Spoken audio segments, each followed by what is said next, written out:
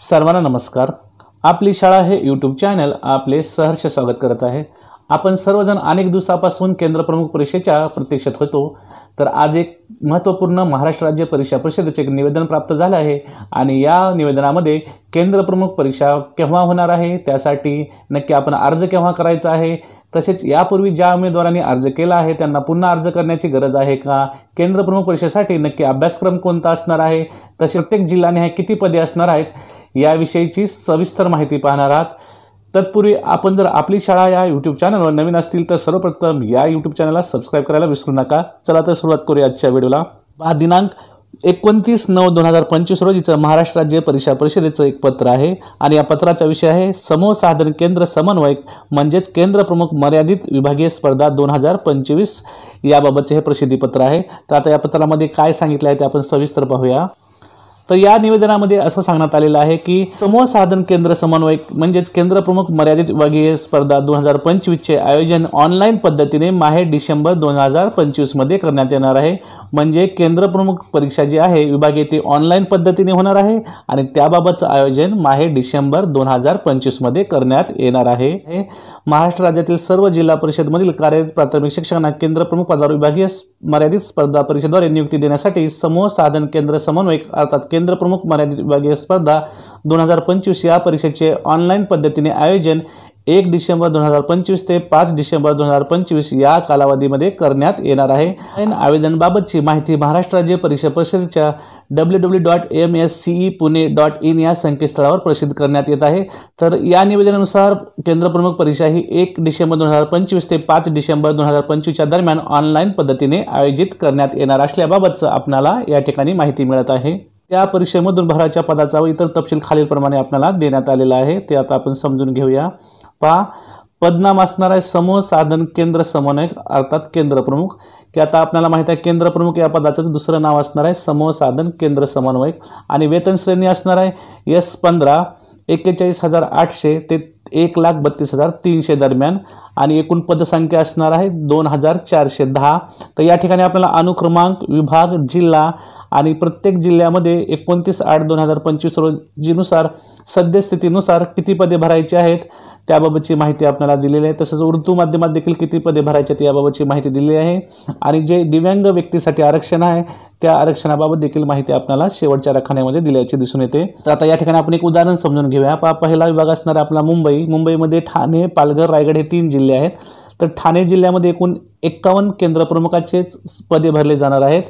त्यामध्ये दिव्यांगासाठी, अल्पदृष्टी अंधसाठी 1 आणि कर्णबधिरता जे व्यक्ती असणार त्यांच्यासाठी 1 पद राखून ठेवण्यात येणार आहे। पालघरसाठी 75 पदे भरणार आहेत। त्यानंतर उर्दू माध्यमासाठी या ठिकाणी निरंक संख्या दाखवत आहे आणि यामध्ये जर आपण दिव्यांग व्यक्तीसाठी जर आरक्षण पाहिलं तर अंध अल्पदृष्टीसाठी 1, कर्णबधिरतासाठी 1 आणि अस्थिव्यंगता व इतरसाठी 1।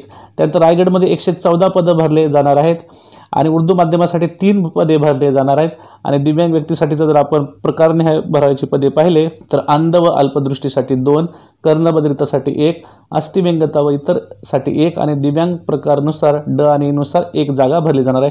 अशा प्रकारे पुणे विभागामध्ये या ठिकाणी किती जागा आहेत या संदर्भात माहिती दिलेली आहे। त्यानंतर कोल्हापूर विभागाची या ठिकाणी माहिती दिलेली आहे आपल्याला। त्यानंतर पुढे जर पाहिलं तर अमरावती विभागाची संदर्भात देखील आपल्याला माहिती या ठिकाणी दिल्याचं दिसून येते। पुढे नागपूर विभागात एकूण किती जिल्हे आहेत, त्या प्रत्येक जिल्ह्यामध्ये केंद्र प्रमुखाच्या जागा किती रिकाम्या आहेत याबाबतची माहिती दिलेली आहे। पुढे छत्रपती संभाजीनगर विभाग आहे त्याबाबतची देखील माहिती आपल्याला या ठिकाणी दिलेली आहे। तर ही सर्व माहिती आपण आपल्या जिल्ह्यानुसार केंद्र प्रमुखाच्या किती पदे रिकामी आहेत ते या ठिकाणी पाहू शकतो। आता पहा, खाली काही सूचना दिलेल्या आहेत। वरील जे नमूद पदसंख्येमध्ये बदल होण्याची शक्यता आहे। तसेच शासन निर्णय दिनांक 1 डिसेंबर 2022 नुसार जे मुख्य कार्यकारी अधिकारी जिल्हा परिषद हे त्यांच्या जिल्ह्यातील उर्दू माध्यमाच्या शाळेची संख्या विचारात घेऊन उर्दू माध्यमासाठी समूह साधन केंद्र समन्वयक म्हणजेच केंद्र प्रमुखची पदे निश्चित करताना अंशतः बदल देखील करू शकतात। केंद्र प्रमुख या पदासाठी शैक्षणिक व व्यावसायिक अर्हता काय आहे ते आपण समजून घ्यायची आहे। पहा, यापूर्वीची शासनाधिसूचना दिनांक 18 जुलै 2025 मध्ये नमूद केल्याप्रमाणे मर्यादित विभागीय स्पर्धा परीक्षेसाठी निश्चित केलेली अर्हता अनिवार्य असणार आहे। आता खाली पात्रता आपल्याला दिलेली आहे, या ठिकाणी आपण पात्रता समजून घेऊया। फक्त संबंधित जिल्हा परिषद मधील शाळेवर कार्यरत पात्र शिक्षक सदर परीक्षेसाठी अर्ज करण्यास पात्र आहेत। संबंधित जिल्हा परिषदे व्यतिरिक्त अन्य जिल्हा परिषद, नगर परिषद, नगरपालिका, महानगरपालिका, खाजगी संस्थांमधील शिक्षक कर्मचारी प्रस्तुत परीक्षेसाठी अर्ज करण्यास पात्र नाही। ज्या जिल्हा परिषदेमध्ये आपण कार्यरत आहोत त्या जिल्हा परिषदेचा शिक्षक केंद्र प्रमुख पदासाठी अर्ज करू शकतो। तसेच जाहिरातीस अनुसरून निश्चित करण्यात आलेले अर्ज स्वीकारण्याची अंतिम दिनांकास उमेदवारांनी कोणत्याही मान्यताप्राप्त विद्यापीठाची BA, BCom, BSc ही पदवी उत्तीर्ण होणे आवश्यक आहे आणि किमान जिल्हा परिषदेच्या प्रशिक्षित पदवीधर शिक्षक प्राथमिक किंवा प्रशिक्षित शिक्षक प्राथमिक या पदावर किमान 6 वर्षे अखंडित सेवा पूर्ण करणे देखील आवश्यक आहे। यासाठी शिक्षण सेवक पदावरील सेवा ग्राह्य धरण्यात येईल। तर पहा, दुसरी जी पात्रता आहे, ज्या व्यक्तीचं BA, BCom किंवा BSc ग्रॅज्युएशन झालं असेल ते व्यक्ती या पदासाठी पात्र आहेत। तसेच कमीत कमी आपल्याला 6 वर्षे जिल्हा परिषदेमध्ये शिक्षक म्हणून काम केल्याचा अनुभव असणे आवश्यक आहे। 4.3 1 जानेवारी 2025 रोजी अखंड नियमित सेवेची कालावधी या ठिकाणी विचारात घेतला जाणार आहे। पुढे 4.4 मर्यादित विभागीय स्पर्धा परीक्षेसाठी उमेदवार ज्या जिल्हा परिषदेमध्ये कार्यरत असेल त्या जिल्ह्यासाठी तो निवडीस पात्र राहणार आहे। पुढे 4.5 खूप महत्त्वाचा आहे, पहा, वेळोवेळी निर्गमित शासन निर्णय व मान्य न्यायालयाच्या निर्देशानुसार पात्रतेत बदल होऊ शकतो। तसेच मान्य न्यायालयाच्या निर्देशानुसार वेळोवेळी शासन धोरण व निर्गमित होणाऱ्या शासन निर्णयानुसार महाराष्ट्र शिक्षक पात्रता परीक्षा म्हणजे TET पात्र होणे अनिवार्य देखील असणार आहे। हा देखील महत्त्वपूर्ण बदल आपण पात्रतेच्या संदर्भात लक्षात घ्यायचा आहे। त्यानंतर पुढे पहा, केंद्र प्रमुख परीक्षेसाठी जो काही अभ्यासक्रम असणार आहे आणि पेपर असणार आहे त्याबाबतची या ठिकाणी माहिती दिली आहे। पहिला पेपर असणार आहे बुद्धिमत्ता व अभियोग्यता। त्यासाठी नक्की त्या परीक्षेसाठी कोणते उपघटक आहे याबाबत या ठिकाणी माहिती दिलेली आहे। तसेच एकूण प्रश्न संख्या असणार आहे 100 आणि गुण देखील असणार आहेत 100 मध्ये। पहा, नक्की शालेय शिक्षणातील नियम व अधिनियम आणि शैक्षणिक नवविचार प्रभाव यामध्ये कोणत्या घटकांचा आपल्याला अभ्यास करायचा आहे। घटकानुसार प्रत्येक प्रश्नसंख्या व गुण विभागणी आपल्याला या ठिकाणी दिल्याचं दिसून येतं। एकूण 200 मार्काची आपली ही परीक्षा असणार आहे, विभाग 1 आणि विभाग 2। तर अनुक्रमांक 2 मधील उपघटकांचं जे स्वरूप आहे ते आपल्याला या ठिकाणी दिलेले आहे की प्रत्येक उपघटकामध्ये नक्की कोणता अभ्यासक्रम असणार आहे याविषयीची सविस्तर माहिती आपल्याला या ठिकाणी दिलेली आहे। ती देखील आपण समजून घ्यायचं आहे आणि त्यानुसारच आपण केंद्र प्रमुख परीक्षेचा अभ्यास करायला सुरुवात करायची आहे। तर या ठिकाणी माहितीचे विश्लेषण आणि मूल्यमापन हा एक महत्त्वपूर्ण घटक आहे। त्यानंतर विषयनिहाय आशय ज्ञान आणि सामान्य इंग्रजी विषयाचे आशय ज्ञान याबाबतची संपूर्ण माहिती आपल्याला दिलेली आहे। त्यानंतर पुढे जर पाहिलं तर आपण 7वा मुद्दा आहे निवड प्रक्रिया। तर ही निवड प्रक्रिया कशी आहे ती आता आपण समजून घेऊया। लेखी परीक्षेतील एकूण गुणांच्या आधारे गुणवत्तेनुसार अंतिम निवड करण्यात येईल। ही जाहिरात प्रसिद्ध झाली तेव्हा ज्या काही पात्रतेसंबंधीच्या अटी आहेत त्या किमान अटी आपण पूर्ण करणे आवश्यक असणार आहे, तेच उमेदवार या ठिकाणी पात्र होणार आहेत।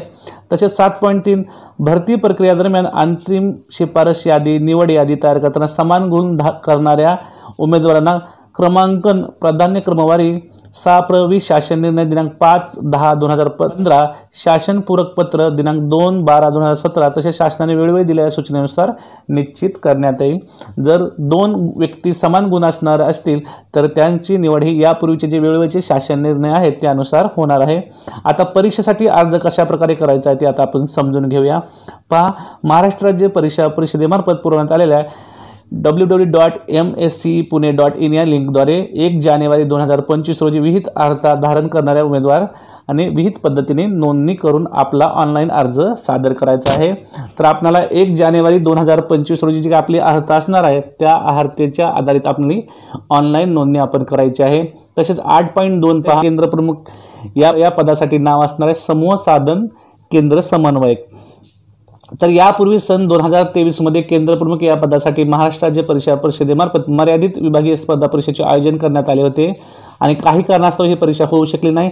त्यामुळे त्या परीक्षेसाठी ज्या उमेदवारांनी अर्ज केला आहे त्यांना आता या परीक्षेसाठी नव्याने अर्ज करण्याची आवश्यकता नाही। पूर्वी ज्या व्यक्तीने 2023 मध्ये जी जाहिरात आली होती त्या जाहिरातीनुसार केंद्र प्रमुख पदासाठी ज्यांनी अर्ज केला आहे त्यांना पुन्हा परीक्षेचा अर्ज भरण्याची गरज नाही।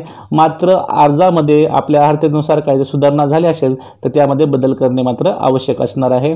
या उमेदवारासाठी अर्हता इत्यादीबाबतची स्वप्रमाणीकरणाच्या नोंदी सुधारित करण्यासाठीची सुविधा या परीक्षेच्या ऑनलाईन अर्ज करण्याच्या शेवटच्या दिनांकापर्यंत उपलब्ध राहील। याची यापूर्वी ऑनलाईन अर्ज केलेल्या उमेदवारांनी नोंद घ्यायची आहे। आता 8.3 मध्ये काय सांगितले ते आपण समजून घेऊया। पहा, यापूर्वी सन 2023 मध्ये केंद्र प्रमुख या पदासाठी महाराष्ट्र राज्य परिषदेमार्फत मर्यादित विभागीय स्पर्धा परीक्षेचे आयोजन करण्यात आले होते आणि सदर परीक्षेसाठी ज्यांनी ऑफलाईन पद्धतीने ईमेलवर अर्ज माहिती सादर केली आहे त्यांनी देखील विहित मुदतीत ऑनलाईन अर्ज सादर करणे आवश्यक असणार आहे। तर ज्या व्यक्तींनी यापूर्वी 2023ला जे केंद्र प्रमुख पदासाठी जाहिरात आले होते त्या परीक्षेसाठी ज्यांनी ऑफलाईन पद्धतीने किंवा ईमेलद्वारे अर्ज केला आहे अशांनी देखील पुन्हा अर्ज करणे आवश्यक असणार आहे। तसेच आवेदनपत्रातील समाविष्ट केलेल्या सुधारित मुद्द्याची माहिती देखील त्यांना भरणे आवश्यक असणार आहे। पुढे संबंधित उमेदवाराचे यापूर्वीचे परीक्षेचे शुल्क जमा केलेले आहे त्यांना सदर शुल्काचा परतावा करण्यात येईल। ज्या उमेदवारांनी यापूर्वी शुल्क जमा केले आहे त्यांना शुल्काचा देखील परतावा मिळणार आहे। पुढे 8.4 परीक्षा शुल्काचा भरणा विहित पद्धतीने करणे आवश्यक असणार आहे। पुढे 8.5 ऑनलाईन अर्ज सादर करताना खालील कागदपत्रे आपल्याला अपलोड करायचे आहेत। आता नक्की आपल्याला ऑनलाईन अर्ज करताना नक्की कोणकोणत्या प्रकारचे कागदपत्र आपल्याला अपलोड करायचे आहेत ते आता आपण पाहूया। त्यासाठी आपला पासपोर्ट साईज फोटो लागणार आहे, त्याची साईज देखील आपल्याला या ठिकाणी दिलेली आहे। त्यानंतर आपली स्वाक्षरी उमेदवाराने त्याचे पांढऱ्या कागदावर काळ्या शाईने स्वाक्षरी करून स्कॅन केलेली स्वाक्षरी देखील अपलोड करणे आवश्यक आहे। त्यासाठीचा आकारमान आणि फाईलची साईज देखील आपल्याला या ठिकाणी दिलेली आहे। त्यानंतर पुढील आपले डॉक्युमेंट आहे पहा, डाव्या हाताच्या अंगठ्याची निशाणी उमेदवाराने त्याच्या डाव्या हाताच्या अंगठ्याची निशाणी 3x3 सेमी पांढऱ्या कागदावर काळ्या किंवा निळ्या शाईने स्कॅन केलेली प्रतिमा अपलोड करणे आवश्यक आहे। ज्या उमेदवाराला डाव्या हाताचा अंगठा नसेल अशा उमेदवारांनी उजव्या हाताच्या अंगठ्याची निशाणी या ठिकाणी वापरायची आहे। जे डॉक्युमेंट लागणार आहे आपल्याला तर लहान कुटुंबाचे प्रतिज्ञापत्र देखील आपल्याला सादर करायचं आहे। तर लहान कुटुंबाचं प्रतिज्ञापत्र आपल्याला कशा प्रकारे सादर करायचं आहे त्याबाबतचा नमुना देखील आपल्याला या ठिकाणी दिलेला आहे। तर अशा प्रकारे आपण आपलं लहान कुटुंबाचं प्रमाणपत्र देखील या परीक्षेसाठी आपल्याला अपलोड करणं गरजेचं आहे। पुढे आहे हस्ताक्षरातील प्रतिज्ञापत्राचा नमुना देखील आपल्याला दिला आहे। हे जे प्रतिज्ञापत्र आहे ते आपल्या स्वतःच्या अक्षरामध्ये लिहायचं आहे आणि ते देखील आपल्या अर्जदाराचे नाव आणि स्वाक्षरी याद्वारे ते आपल्याला अपलोड करायचे आहे। लहान कुटुंबाचे प्रतिज्ञापत्र स्वघोषणा प्रतिज्ञापत्र उमेदवाराने स्वतःच्या हस्ताक्षरात लिहून त्याची स्कॅन प्रत आपल्याला अपलोड करणे आवश्यक असणार आहे। प्रतिज्ञापत्र टंकलिखित केलेले दुसऱ्या व्यक्तीने अथवा अन्य भाषेत लिहिलेले आढळून आल्यास उमेदवारी रद्द करण्यात येईल हे देखील आपण लक्षात ठेवायचं आहे। आणि लिहू न शकणाऱ्या म्हणजे अंध अथवा अल्पदृष्टी उमेदवारांनी टंकलिखित प्रतिज्ञापत्रावर स्वतःच्या डाव्या हाताच्या अंगठ्याचा ठसा उमटून सदरच्या प्रतिज्ञापत्राची प्रत अपलोड करणे आवश्यक असणार आहे।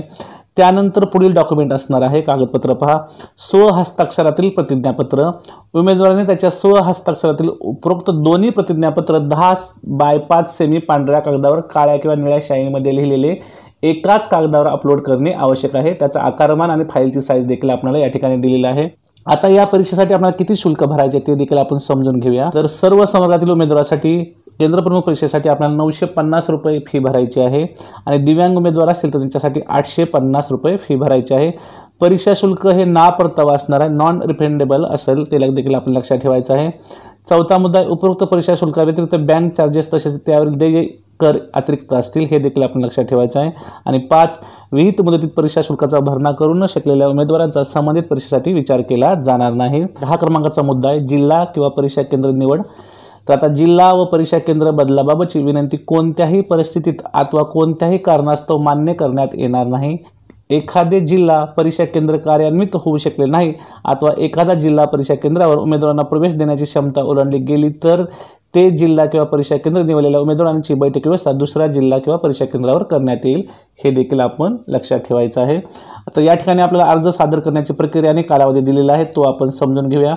त्यासाठी आपल्याला ऑनलाईन अर्ज करण्यासाठीची आपल्याला वेब लिंक या ठिकाणी दिली आहे। तसेच पूर्वी सन 2023 मध्ये ज्यांनी ऑनलाईन आवेदनपत्र भरलं आहे अशा उमेदवारांसाठी पहा त्या आवेदनपत्रामध्ये दुरुस्तीसाठीचा कालावधी असणार आहे 8 ऑक्टोबर 2025 ते 18 ऑक्टोबर 2025। नवीन उमेदवारासाठी ऑनलाईन अर्ज सादर करण्याचा कालावधी असणार आहे 25 ऑक्टोबर 2025 ते 10 नोव्हेंबर 2025 पर्यंत।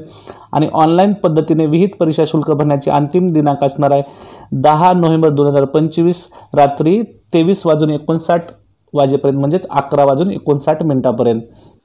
त्यानंतर 5 आहे ऑनलाईन परीक्षा दिनांक असणार आहे 1 डिसेंबर 2025 ते 5 डिसेंबर 2025 या कालावधीत प्रविष्ट उमेदवाराच्या संख्येनुसार व उपलब्ध भौतिक सुविधेनुसार यामध्ये बदल होऊ शकणार आहे। तर ऑनलाईन परीक्षा जी असणार आहे ती आपली 1 डिसेंबर 2025 ते 5 डिसेंबर 2025 या दरम्यान असणार आहे। त्यानंतर आपल्याला केंद्र प्रमुख परीक्षेसाठी काही सर्वसाधारण सूचना दिलेल्या आहेत त्या देखील आपण समजून घ्यायच्या आहेत। या ठिकाणच्या सर्व सूचना आपण वाचन करायच्या आहेत। तसेच प्रवेशपत्र याबाबत काही सूचना दिलेल्या आहेत की आपल्याला प्रवेशपत्र परीक्षेसाठी कशा प्रकारे मिळणार आहे याबाबतच्या काही नियम आणि अटी दिल्या आहेत त्या देखील आपण समजून घ्यायचं आहे। पुढे परीक्षेस प्रवेश या संदर्भात काही मार्गदर्शक सूचना आपल्याला या ठिकाणी दिलेल्या आहेत त्या देखील आपण समजून घ्या, त्यांचं वाचन करा आणि सदर जाहिराती परीक्षा परिषदेच्या www.mscpune.in या संकेतस्थळावर उपलब्ध आहे, त्या ठिकाणी आपण पाहू शकतो। तसेच ऑनलाईन अर्ज भरताना काही जर अडचण आली तर त्या संदर्भात संपर्कासाठी देखील आपल्याला ईमेल या ठिकाणी दिलेला आहे, ते देखील आपण त्यावर संपर्क साधू शकतो। तर अशा प्रकारे आजच्या व्हिडिओमध्ये आपण समूह साधन केंद्र समन्वय केंद्र प्रमुख मर्यादित विभागीय स्पर्धा 2025 याबाबत जे प्रसिद्धीपत्रक प्राप्त झाले त्या पत्रामध्ये नक्की कोणती माहिती दिली आहे याविषयीची संपूर्ण माहिती पाहिली। मला आशा आहे तुम्हाला सर्वांना हा व्हिडिओ नक्कीच आवडला असेल। तुम्हाला जर हा व्हिडिओ आवडला असेल तर आपली शाळा या YouTube चॅनलला सबस्क्राईब करायला विसरू नका। पुन्हा एकदा भेटूया एका नवीन व्हिडिओसह, तोपर्यंत सर्वांना मनपूर्वक धन्यवाद।